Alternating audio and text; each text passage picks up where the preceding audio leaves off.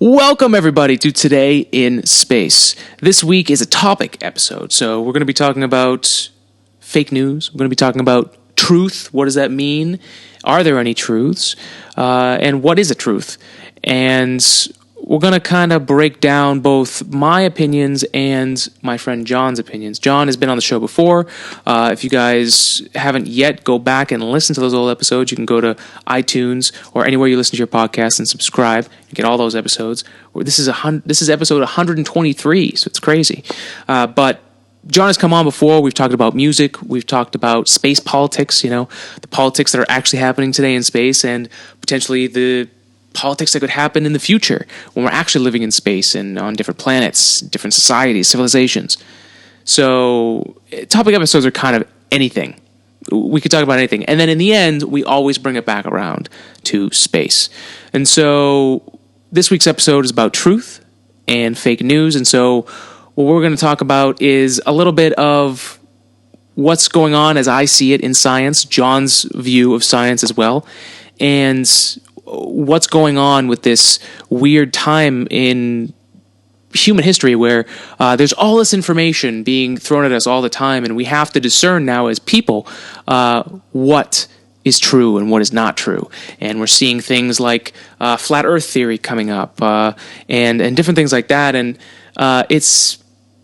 it's going to take some observations to figure out what happened and what we can do to bring science back at the forefront, or at least the determination to find the truth or the actual facts, and using, as Sherlock Holmes would say, deductive reasoning, finding our facts and then creating theories from that, and not having theories and finding facts or just information that we can fill in. So that begs the question, what is truth if all these facts are out there? And that's what we want to talk about today.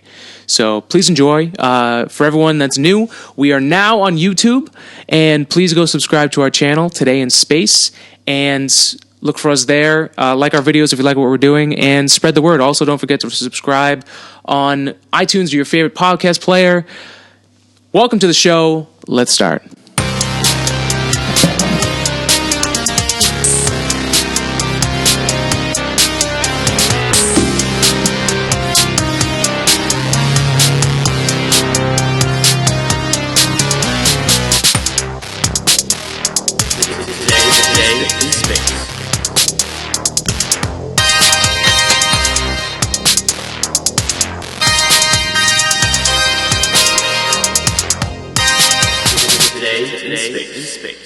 Welcome, everybody, to Today in Space. This week, I have my good friend John on. When was the last time I was on? Do you remember? It's been a little while. It's probably been 6 months. That's usually what ends up happening. We do an episode. We did the live launch. You remember that? Oh, yeah. That was great. Fun. That was back in January. Yeah, it was my birthday week, I think. That was a lot of fun. It was a lot of fun. Of course, I ended up finding out that I had a few things wrong during that, so I had to do a correction. I had to make sure that I told people that I did in fact get it wrong, but that's okay. That's the right thing to do, instead of just leaving it out there and not fixing it, which is kind of the topic of what we're going to talk about this week. Yes, it's all about facts, and if your facts are wrong, then they're not facts. Yep, and dare I say it, we're going to talk about some fake news and actually what is fake news, and that's part of the reason why I wanted to have you on.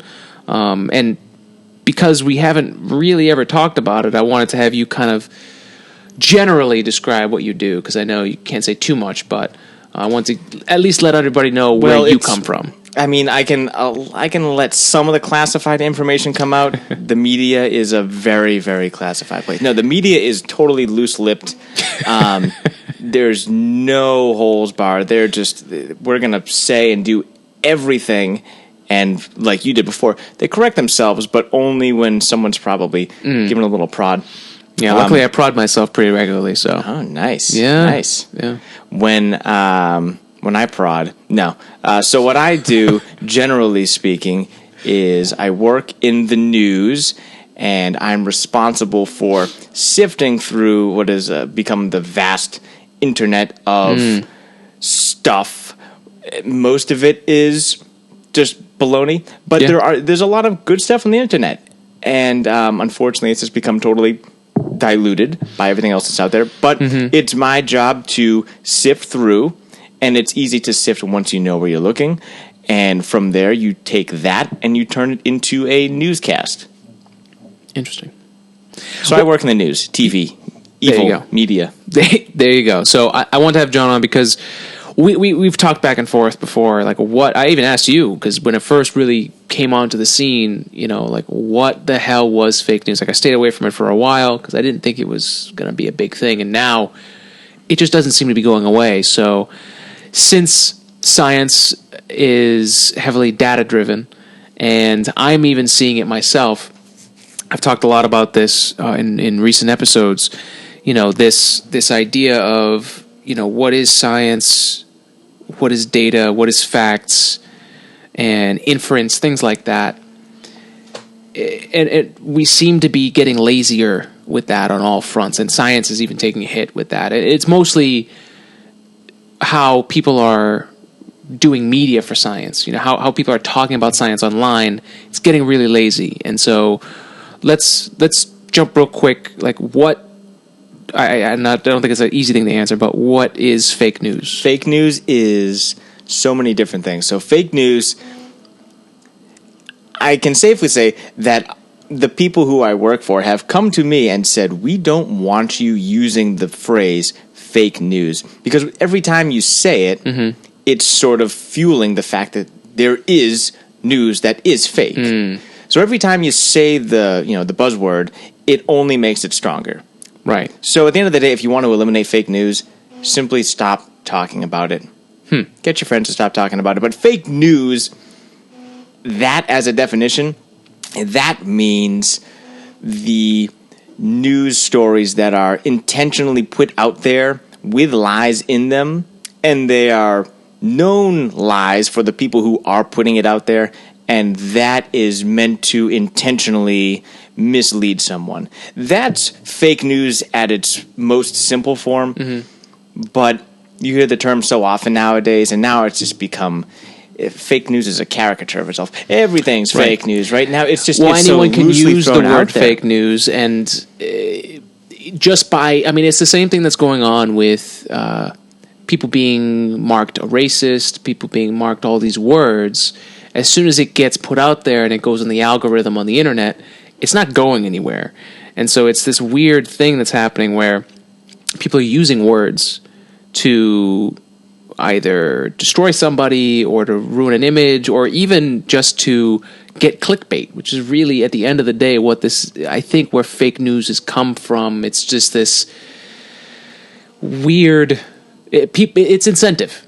People know that even if it's fake, they know they're going to get more clicks.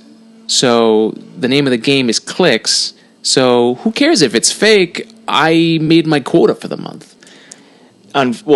Fortunately, that is a very small pocket of the fake news world. The fake news world is mostly just real news that people, for whatever reason, don't like or they don't agree with. So, and you see... So you're saying, like, when people call fake news... When the president says, you are fake news, he doesn't agree with, like he's called CNN fake news. Just disclaimer, I don't work for CNN. Because if I did, it'd be fake. So when he calls CNN fake news, it's not really clear what he means by that.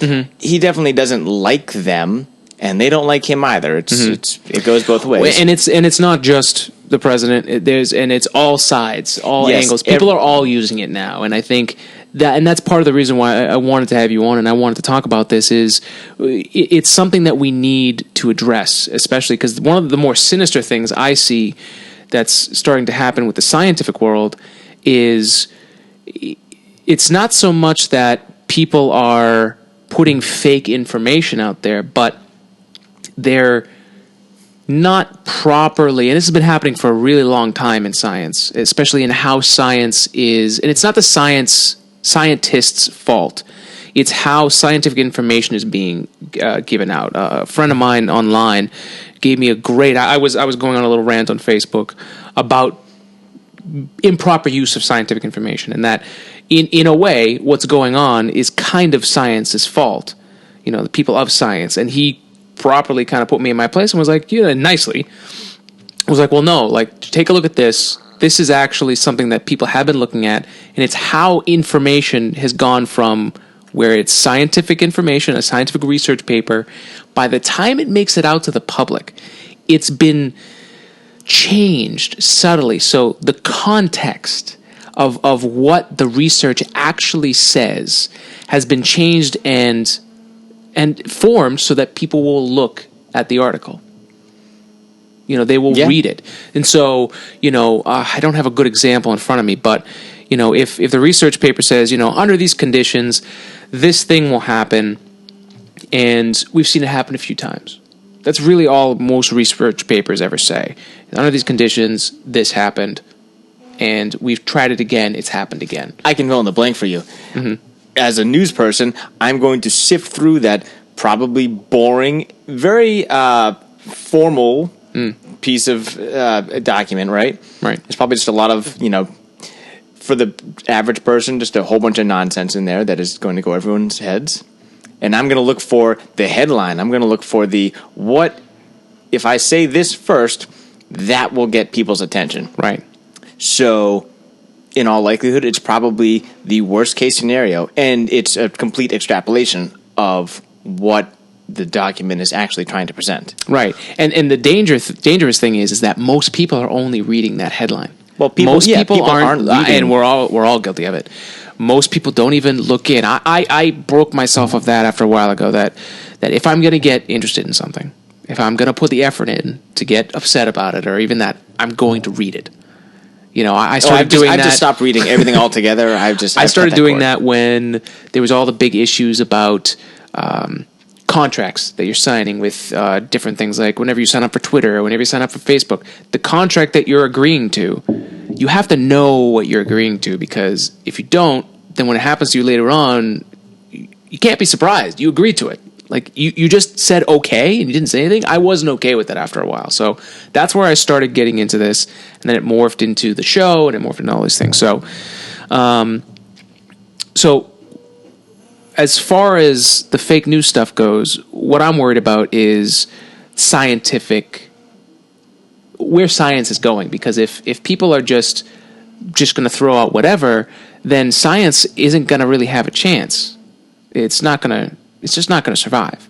So one of the things we wanted to do, let's go to the next section here, is talk about a few things in space news.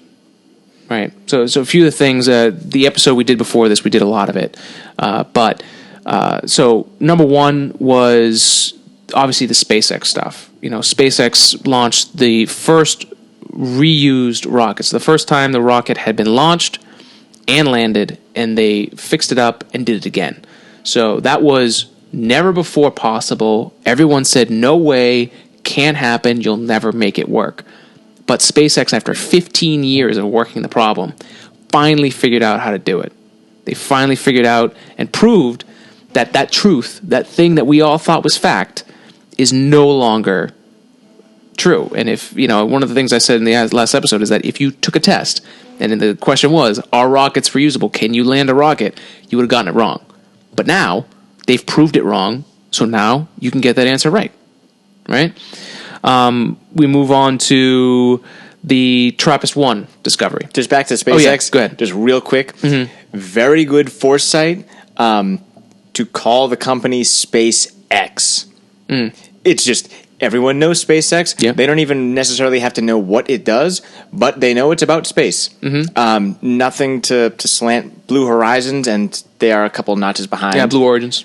Or Blue Origin. What did I say? Blue Horizon? Blue Horizon. Now, see, even I kind of follow this stuff.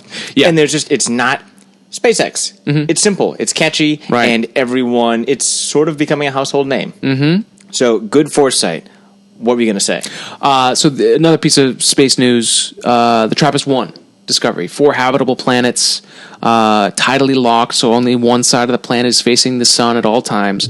It's a cool dwarf star, ultra cool dwarf star, so it's not as big as our sun. If you compare it, it's a basketball-sized sun for us, and a golf ball sized sun for the TRAPPIST-1 system. Is tidally locked good? Sorry to interrupt. So we aren't tidally locked. Right. But it's good. Life's good here. Well, life's good here because we're kind of slowly roasting the planet. We're not... So a tidally locked planet, only one side is... Do you ever see the Futurama episode where they stop one the planet from moving? Getting baked, and the other half is getting frozen. Completely cold, yeah, because it's never seeing sun. So the idea right now is that there's this band... sliver. Yeah, there's a band between the two that's where probably you'd find life. But the only reason we don't think that there's life is because the only place we found life is our planet, and it moves. So...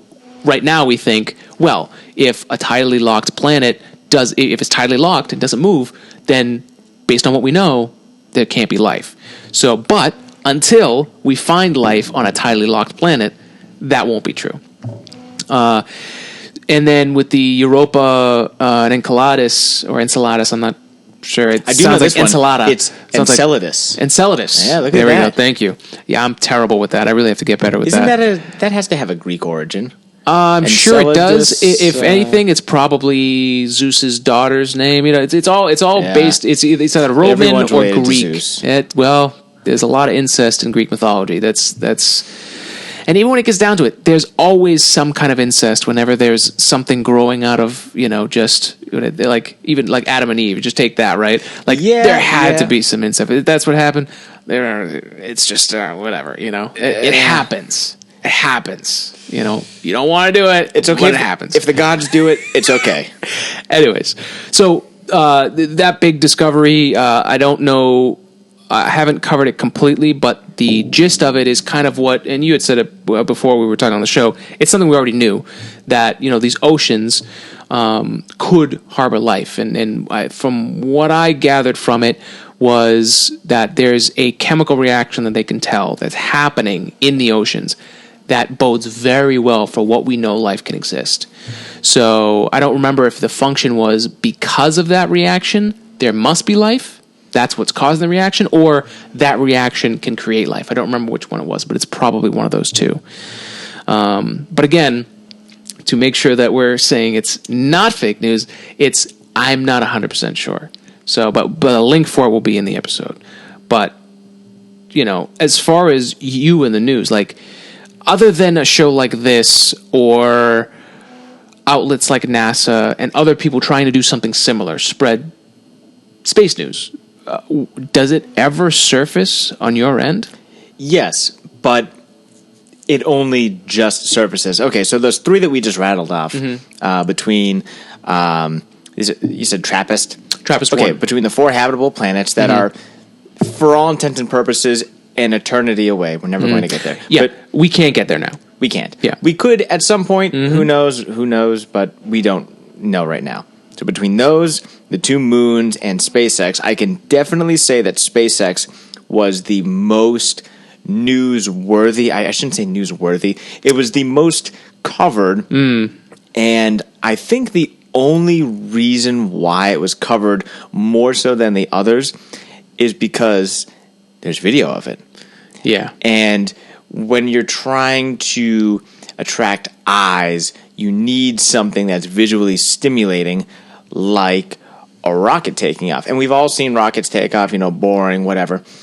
It's not so much the rocket taking off, it's the rocket landing. So yeah, because we've done launches all the time. So now the new thing is right. And that's kind of the thing. If you go back to the Apollo era, that's kind of essentially what I think killed the Apollo program and our movement in space, other than the fact that the funding was no longer military based. It wasn't a defense budget anymore. It was more like a national parks budget. But yeah, I think we had been there so many times that once the allure of it was gone, we were sold, not in our lifetimes, but at that time we were sold that eventually we would be living in space, by the year 2000. Ooh. We would be in space. We would have jetpacks, we would have all these things, but it didn't move that fast. And people got bored. Wait. You didn't get your jetpack? No, I didn't. Everyone I know has a jetpack right now. What the fuck? Why didn't you get yours, dude? Well, something happened. Dude, I don't mine know. came in the mail like 2 months ago.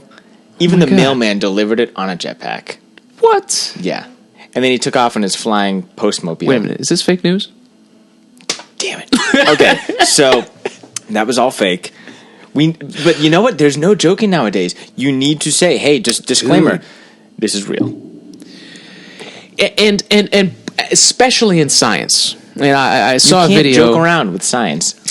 You can, but the problem is that there's a downside to it, and so to go on to this, my biggest trip that I've been on lately is this whole flat Earth thing, and how I've come to reason why this came to where it is because people have been lied to before. You know, the things that they were shown, and this is kind of where I wanted to go with this, is this whole idea of truth and fact. With the whole flat Earth thing, I think a lot of people, Shaq being one of them, who's been outwardly talking about how he's not like out there making a big deal about it, but he has said that he's got no problem saying that the world is flat. And part of the reasoning being is that, you know, people can, as he said, you know, people can manipulate the mind, and, you know, there's plenty of ways that you can, manipulate people's minds. And, you know, we were taught in school that Christopher Columbus, you know, discovered America, but in reality, there were already people that had already been here, so they didn't discover it. So the problem is it's. I think people feel like they've been used. I think people feel like, well, if that was wrong, then yeah, you know what? Screw it. The world is flat. Now, it's funny you say that because fake news has many, many different shapes, sizes, meanings. There is, like I said earlier, the fake news where the person generating that fake news is intentionally doing it, knowing that it is a lie, and they have some motive. But then there's this other kind of fake news where it's all about just from what side you're standing or from what perspective. Because you're right, we were all sort of lied to. Columbus didn't discover America. Right. No one needed to discover America. It was already here. Mm-hmm. But you're right, there were a whole bunch of natives living here beforehand. But that's not to say that we were all taught a lie. It's simply saying that we were taught something, but only from one perspective. Right. So you could go on the other side of that perspective and say, you are teaching, you know, quote, fake news because it's not all inclusive. It's really only looking at whatever the problem is from one particular place, and they're not going to consider, say, the opposite opinion. Right. So that is the sort of mainstream definition of fake news. Just you are in your trench, and you're not necessarily saying lies, but you're not giving right. And this is where it goes back to inference, where they're making theories and then finding facts to support those theories, and that's not what inference is, and that's definitely not what science is. You're supposed to get facts and then make theories from them. You know, that's the logical way to approach it.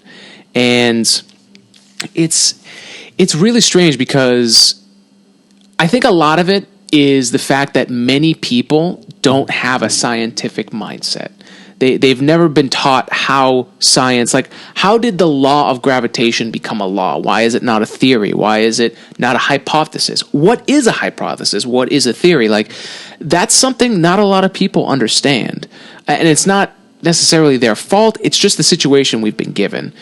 And for me, what I learned from science is it started off as this idea in college that, you know, okay, basically, from all this research that I've been doing, from all these projects, from all this homework, from all these tests, is basically that if I set up my fact, right, as under these conditions, because if you have to do research papers, you're going to get this beaten into you. Under these conditions, I had this happen. And I had it happen over and over again as long as these conditions were the same. And so as long as you state your conditions, you are never wrong. As long as in your equation, you state all the assumptions that you're making and you proof it out And every time you do it, you make those assumptions, you're always right. So then I took it to, okay, so technically there are no real truths. There are no real facts other than things that have been tested over and over and over and over again. And that's the only fact you can come out of, because we can't understand the universe as it is. We don't have the right equipment. We don't have the right sensors. We don't, our eyes can only tell us so much. Our touch, our hearing, our smell can only tell us so much. The whole reason we have, we can see different spectrums of light is because we created an instrument to actually see them. Otherwise, they were completely impossible to see. The whole reason we understand that there's microbiology, the whole reason medicine even works, is because someone they had a microscope, they took, I think, saliva or spit. I don't remember how the experiment was, but essentially, here's fake news. No. So essentially, they looked under a microscope and saw that there were all these things that they couldn't see that were living inside. And it blew everybody's minds, because they realized, oh my God, we can't even see this, but it's happening. And so through scientific peer review, which is a process where you put out there to your peers, your scientific peers, and you say, here's my experiment. You publish a paper, right? And you say, here's my experiment. This is what I found. And this is what I'm saying is real in the physical world. Then it goes out, and Neil deGrasse Tyson did a video recently. I guess they're doing a movie in conjunction with some other movie makers, and it's in conjunction with Star Talk Radio. And they had a trailer out, and he was saying, once you put that out there, the whole peer review process is that someone who's also in your field, who's either a nemesis or someone who wants to prove you wrong, the incentive is there to prove you wrong. They do the same experiment. And if they find the same thing, then it becomes peer-reviewed science. So it's going through criticism. It's going through the wash. It's has a chance to create fact. And that's one of the beautiful things that science does, is that if it's done properly, it's not all science. And scientists don't have all the answers. I've heard that a lot, that, I'm not a scientist, I don't have all the answers. I don't know where that's coming from. But apparently people think that scientists are always right, and that's not right. Anyone who starts a sentence with, I'm not a scientist, but you can just stop listening after that point. No, but we can't do that, because then we start doing that thing where we start dividing. I know you don't mean that. I don't mean dividing, but I simply mean, like you just said, yeah. Scientists aren't these all-powerful beings. They're humans just like everyone else. And that's the danger of what's going on, and what I see is going on with science, and this lazy science, is that you're not supposed to make science look like magic. And that's what's happening. And if we go down the road where people don't understand how a computer works, or how the internet works, or how a robot works down the road, if robots get good enough, like if people don't know how robots work, guess what? You ain't going to stop them if it becomes a problem, right? Just take it to the extremes, right? So, you need to understand how things work, or else they're magic. And we can't have that happen. It's not good for humans. I like magic. Magic's okay, but you've got to be able to show how is it happening. And the great thing about science is it'll probably show it's not magic. There are truths out there, right? There is a truth. There's plenty of truth out there. We're surrounded by truth, but we're sort of blinded to it, and we need to find it ourselves. Well, and that's the thing, is that truth is one of those things. It's like, so I used to be part of a crew team in college my freshman year. Crew is rowing, as you're in those big boats. I did it my freshman year. I ruined my body, but it was fantastic. I loved it. And it's not the only thing that says this, but it's one of those things where it's like, it's easy to learn, but it's very difficult to master. And that's the same. That's the same thing that I feel like is the same with truth. It's more about, you're never going to be the best person, or you're never going to know all the truth. You only know enough that it's going to help you. There's too much. You only have a lifetime. You could spend your whole lifetime on one truth, and you'll still never know the whole thing. And like you're saying, there's a few truths. Like what's one of those phrases you hear growing up? Like there's only two things you can rely on in life: death and taxes. But here's where the conundrum is, and why I don't think there are any hard truths. And this is why it becomes even harder to fight this fake news thing, is that if people think there's a real truth, right, and that any truth is not questionable, and we stop asking questions, right, then we end up in this position where we're fucked. Like, so death, right? Everyone's going to die, right? Every human being is going to die. They have not with that attitude, not with that tons attitude. and tons of time, right? It's been proven over and over and over again. You know, everyone that's lived before us has died, right? Until someone figures out a way to not die or to live forever. I honestly think Tom Brady will be that person. The GOAT. But then there's also, and one of the things I learned in engineering, and this is again where the conundrum goes even further, and these are the rabbit holes that keep me up at night, is, okay, in engineering, why do you think, like, for instance, the Big Dig, take Boston, right? The Big Dig was supposed to be this huge project that was supposed to revolutionize the city. It was supposed to make it easier to get around because the city was built in patches. It was built from the center, and then people just added on from the outside. And it's all crazy. It still is. But the Big Dig was only supposed to cost, I don't know what the number was, but it wasn't supposed to cost what it did. It cost billions of dollars at least. And, like, people worked on it and retired before it was done. So it's like, okay, what happened? Well, we thought the truth was this was going to be an easy project and that it was going to happen, but the reality of it is we didn't do the project right. And so sometimes, so for instance, you could go down the path of trying to destroy the truth of of dying, right? But are you going to be able to do it? You know, are you going to be able to actually figure out the thing, or is it even something that's figure outable? You know, I think it is, but it is until it isn't, right? And so that's the thing people need to understand about truth, is that it's not a binary thing. It's not a 1 and 0. It's either true or it's false. A truth is true because it's been repeated over time. There's a track record of it being right. That's why the law of gravity is a law, because it's been proved out time and time again, and it has a track record. So, and that's the only reason it got to a law. That's why most things stay as theories, because they either can't be tested enough, or, you know, the consensus is that, hey, we haven't really figured this all the way out. I mean, and I think that's why even evolution is still a theory. We just don't know enough. We haven't figured out enough of the pieces. Fake news, evolution. But saying it's a theory doesn't, like, mean that it's fake.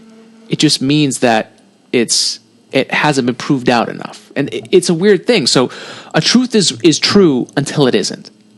And I think it's something that a lot of people don't want to hear. A lot of people don't want to hear that life is more complicated than it being right or wrong.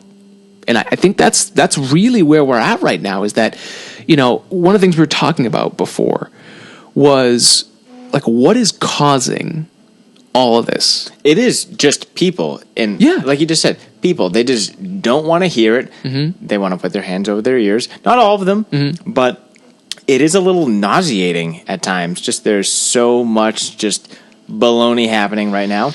And it's much, much easier to just blindfold yourself and just live in your own little reality. Mm-hmm. Sometimes, for some people, not for everyone, but it's easier to do that sometimes than it is to try to understand the expanse that is this clusterfuck of a planet that we live on right now. Yeah. And, you know, we're seeing it invade all types. Like the fake news thing and just that idea is infiltrating everything. And I think a lot of it is just this counterculture that's going on.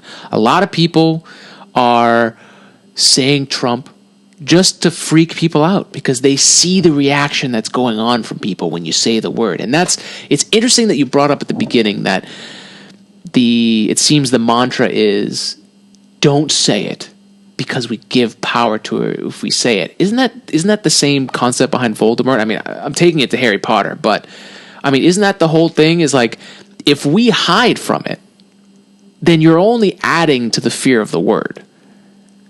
I don't think you're necessarily hiding from fake news by not talking about it. It's simply, you just want to soften the language. Just don't say the phrase fake news. You hear all these buzzwords all the time, and fake news is a buzzword. It absolutely Hell is. Yeah. You say fake news, and everyone's antennas go up, and some of them go sideways. All their ears perk up.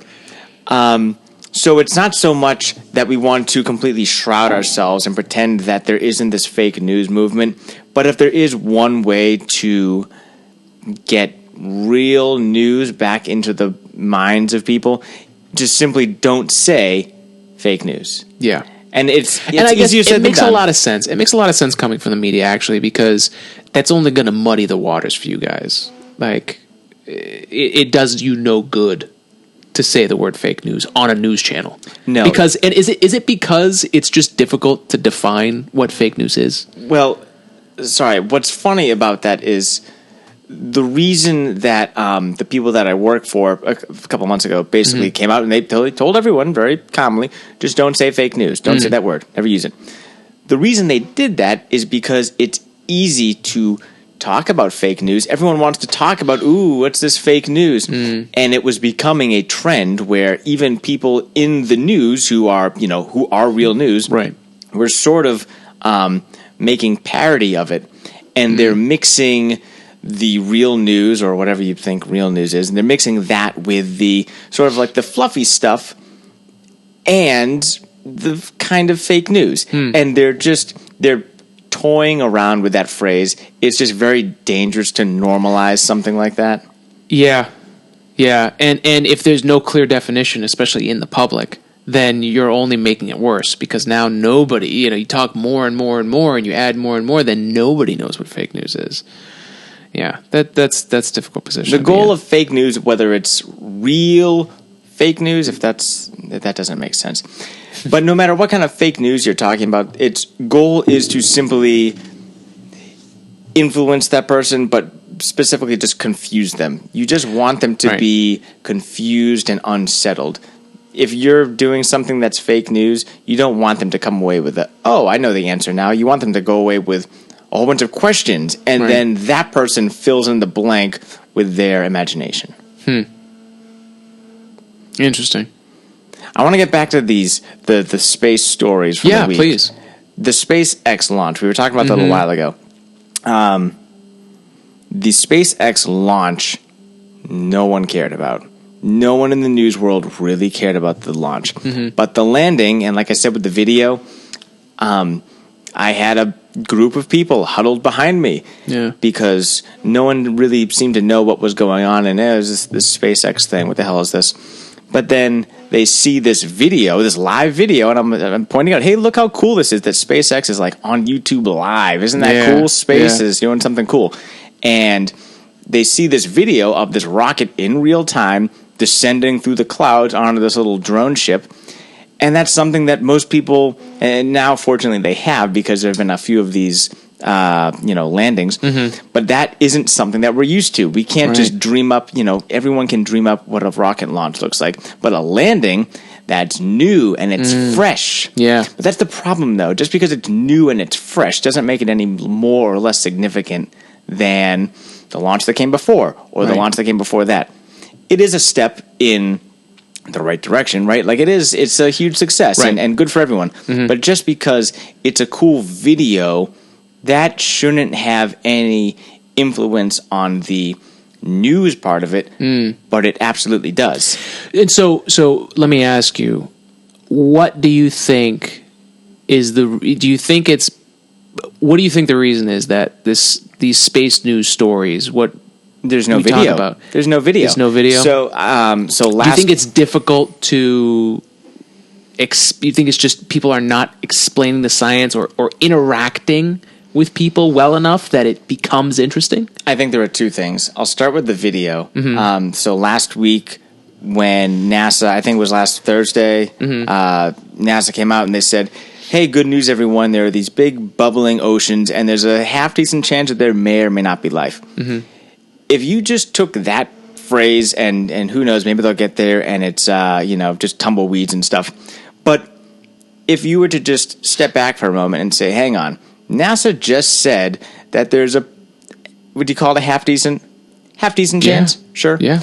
If you just step back and there's a half decent chance that there's life, not even in our own backyard, right, but like in the front yard, like right outside the window, there's life right there, and it could be very abundant. Mm-hmm. That should be this huge news moment, and give it a couple decades or whatever, and maybe it will be the big news moment we've all been waiting for.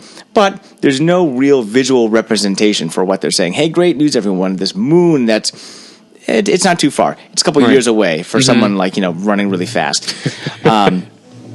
Hey, folks, there's this moon. It's got a big ocean. We don't have any real good pictures of it, but just take us for our word. Right. There could be some life down there. But there's it's not like there's a GoPro that we sent to Europa, and it's sending us back all these crazy images. What we had for the story was just artist renderings, and hats off to the artists because they do a great job. Right. But if it's not an artist rendering, it's just some pie chart looking thing. Right. And people don't like numbers and charts; they like pictures. Yes. Well, let me ask you: when the New Horizons mission happened and we got to Pluto, did that make the news? Yes, that made the news. Okay. But people understand what Pluto is. The normal person walking down the street, if you said, what is Enceladus? Mm-hmm. They're gonna say it's the Zeus's daughter, right? Right. But everyone knows what Pluto is, and although there are images of Enceladus and Europa, everyone sort of in their head, like what color was Pluto in your head before we got there? Do you remember? I mean, I think a lot of people had. I know I had purple. I had purple mind. too. Yeah. Okay. So everyone just knew what Pluto was, and then we got these images, and the images were stunning. Yeah. But that was only what? That was. We got the images maybe a year ago. Yeah, it was about a year ago. Yeah. Now. We got the full data about a year ago. Yeah. That's already, and for months now. I mean, that probably lasted about a month. Any of the findings they've sent back since the initial image of Pluto came back, none of that has been really widely reported. And there's nothing. Sure, I did a whole month last year, the April of Pluto, covering the research papers. Now, it was extremely intensive, and I even re-listened to them, and like 45 minutes in, I was like, holy crap, I got to tap out. This is a lot of information. So I think what you're touching on is a really important thing, and it's something that I want to try and change here with this show down the road once things get better and we're able to do more here, is make science more accessible. And I think that's the interactiveness, the being able to view it and to get an idea of what's going on, like use our senses, the sight, sound, smell, like obviously you're not gonna be able to smell it, but at least the sight and the sounds, like if you can combine the two and have it be a more interactive thing and let people learn instead of it being data, the data aspect, so many people, I mean, they don't have the time, never mind the processing power in a day, if they're not doing it for their job, to go through it. They just don't. The other reason why people don't care about this stuff, and, not to speak from authority or something, they don't care about the way they should care about it. Right. But the other reason why is because we very quickly learned that even though the universe is this awesome place, it's really tough to move around. Yeah. Right? Like you and I, who knows? Maybe one day we'll find ourselves on Mars. Who knows? Probably not. We'll see. But we're definitely not getting outside the solar system anytime soon. Yeah, unless something happens. Right. Yeah. Again, yes, until, until it's not. So when the news, when NASA says, great news, everyone, we just found 4 habitable planets. They're kind of this tidally locked thing. Don't worry about that. We'll explain that when we get there. Oh, and the other thing is we're not going to get there. That's the other part. Right. So it immediately, people just aren't interested. Plus, you throw in the fact that there aren't any, it's not a picture book. It's a book of words. Right. People like picture books. And when you put those two things together, A, you're never going to see this thing ever. And B, there aren't even pictures of it for you to see. Just those two things combined, I think it's really just driving people away from caring about space. Well, and it's very interesting because, especially with today's world, when everything is so interactive, with our phones, we have superpowers. We're able to process information so much quicker. Not that it's necessarily good information, but it's information nonetheless. That information, half the time, it comes in just an image, right? Yeah. Or it's a GIF. It's the quickest way, right? Or whatever it is. Right. And I don't use Snapchat. Friggin' but emojis. Snapchat is just pictures. Yeah, emojis is a whole language now. But it's going away from the point. But I think one of the things I want to close with is, so what does science have to do? Why is it so uncool? Snapchat. Snapchat. They have one. The problem is, have you heard of it? Oh God. I know. And it's nothing. There's no bad will, ill will towards NASA. I think what they're doing is great, and I think they are trying their best, but I just think it's in the wrong direction. And they are doing things like NASA Social, which I was a part of for the New Horizons mission. They're reaching out to social media people who have the outreach, and they're saying, look, come to us. We'll give you full media passes. You come here and you talk about it. So they are outsourcing it. They are saying, you know what? Yeah, do it. Like even with SpaceX, people may have the argument, new space versus old space. You might have a problem with Elon Musk. I don't understand why, but you may have a problem, whatever. They're doing great things for space. Like you said, they're actually newsworthy now. They're doing new things. And I think that's when the shuttle program died, we lost a lot of interest in space.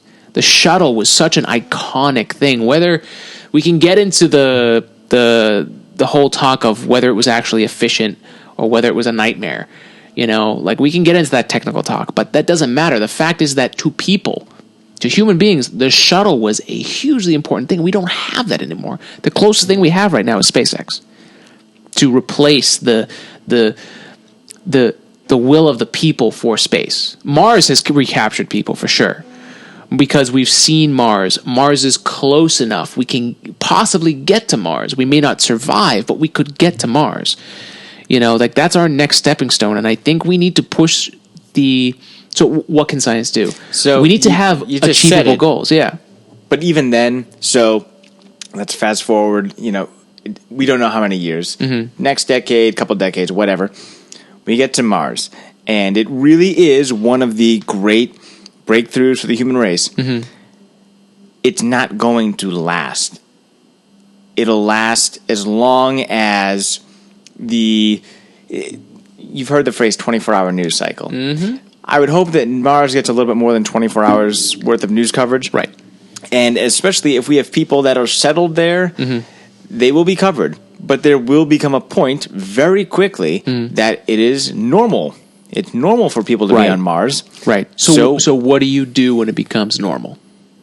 Because I think that's where the Apollo program ended up falling. I think that's in part where just our space endeavors fell, is that, it became normal and we weren't reaching anymore. And I don't think there was a sense of when did we become normal. I think by the time it was already over, we realized, oh crap, people don't care anymore. It's strange because you want it to be, the end game is you want it to be normal. You want, and fast forward, I don't know how many years, but imagine a point where the whole solar system is our little playground and we can do basically whatever we want, wherever we want. Right. We can send people wherever. Well, eventually that would reach a point of just being normal. So that's not to say that, the people lost their interest and they lost their drive and they're not going. But it is dangerous that it's sort of this, even if we do get to the Mars or to the moon again or whatever, people are just complacent with, that's nice. But people aren't inspired by that act anymore. And I see it falling even further behind. I mean, the good thing is we have alternative media. We have the internet. Alternative media, that's definitely a no-no. Alternative media is just another word for fake news. That's a euphemism. Oh, yeah, alternative media. But is the media using alternative media as a way to show that the internet's not real news? No, I would say that the best way to say fake news is just disinformation. Right. That's the one thing that you can say where it's not going to get anyone all beautiful. We found our rattled definition. up. Yeah, there we go. Yeah, disinformation. Yeah. Is it dis or miss? I think it's miss. Miss? Yeah, I think it's miss. Anti-information? I like that. Anti's not bad. So I guess the real problem is, other than the fact that you have to keep doing new things with space to keep it interesting, right? The only way to get to the point where you don't have to constantly be doing something new is you just have to get more people into it. You have to get more people interested. You have to, and most importantly, you have to make it interesting. You know, all the data, and I think it's inevitable of what it takes for someone to get to the point in science where they're doing amazing things, that by the time you get there, most people lose that, like, what did I find interesting about science? What was it that got me interested in science? Because they're caught up in the rat race of the scientific industry, whatever industry it is, doesn't matter. You get too technical. You lose the artistic side, and that's kind of the point I found myself, where I was like, I'm really passionate about this, but the business side of what's available right now wasn't, especially where I was at the time, wasn't what I wanted. And a lot of people, there's so many people who got into a STEM field who either left, or most people at least reconsider what they were doing around sophomore, junior year, because they realized the reality, all the passion they had for science, why they got into it in the first place. They get to a certain point where it's not so much that that's the path they would go down, but they realize they could go down, is this, I'm going to be stuck behind a desk in a cubicle doing paperwork all day. Because a lot, especially engineering, so much of it is paperwork. So much of it is putting everything where it needs to be on the right paper, following guidelines. And I'm not saying we don't need guidelines. I'm just saying it's not sold properly. Most people who get into the STEM fields do it because they're passionate about it, and then there's nowhere to put that passion. So what I see a lot of online, I've been lucky enough to find a good group of people online who are all super passionate about space. They're my space peeps, rep the Space Band Squad. But it's, a lot of those people aren't working in science, but they still have the passion, and they're putting it somewhere else. And I think that's a big problem. Like, you have people who care about science. We need to find them a place to do science. What I decided was, no one's going to do it for me, so I have to do it myself. So that's what we're doing with Today in Space and with AG3D. It's like, we're doing the science. I'm not waiting for someone to give me an opportunity. Dude, there is science printing right now. There is. I don't know if you guys can hear it, but the 3D printer is going. Science is printing. A long print. It's like 30-something hours. Dude, science takes a while. It does. It does. And but that's boring. Because it's boring until you realize what you're doing. And I think that's the science being magic thing. And that's, if we keep going down that road, this is my fear, is that if we keep going down that road of science being magic, we'll never get people into science, because they think a scientist, they know everything. Or, I couldn't do that, I'm not smart enough. You don't have to be smart to be a scientist. You just have to question everything, and you need to be determined to test and figure out what you're thinking is right. And you're going to be wrong. You're going to be wrong more times than you're going to be right in science. I think it's something that not a lot of people who are in science or who are out of science realize. You're wrong more than you're right. But that's never talked about.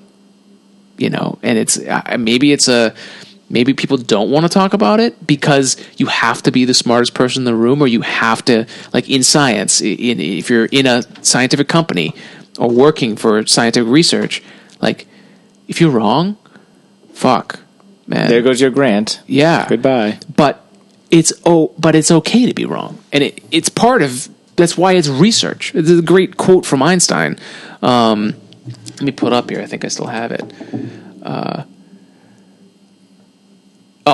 If we knew what it was we were doing, it would not be called research, would it? That's a pretty good quote. Yeah, it's pretty good. He's got a lot of them, man. Like never memorize something that you can't that you can look up. That's a great one. And my favorite, 2 things are infinite: the universe and human stupidity. And I'm not sure about the universe. So I think we'll close on that with an Einstein quote. Thank you, dude, for coming on. I know fake news is just a conundrum of things. Never mind truth. I took us down that rabbit hole, but we need to keep talking about this stuff. We can't just we can't just blindfold ourselves and just say, you know what, I know what's right, therefore everyone else is wrong. Mm-hmm. Fuck you, world. No, everyone needs to see that the world is a piece of shit right now, but it may not be so shitty. Yeah. Right. If everyone takes the blindfolds off. Exactly. So question everything. Don't give up on if you're passionate about science. Don't give up on it. Find your place in it. We need more now than ever for anyone who loves science, who's interested in science, to start talking about it. Don't run away from it. Don't be fearful. The only way to make sure that science stays and that science... I mean, look, the whole irony is that the people that are saying, the world is flat and that science is fake, they're doing it using technology that was made from science. So there's obviously some bullshit going on. So don't let the bullshit of those people get in the way of your science or the way the world is going, all right? Go out there, question everything, and spread love and spread science. Thank you, John, for coming on. Thank you for having me. And we'll be back for another episode soon of Today in Space.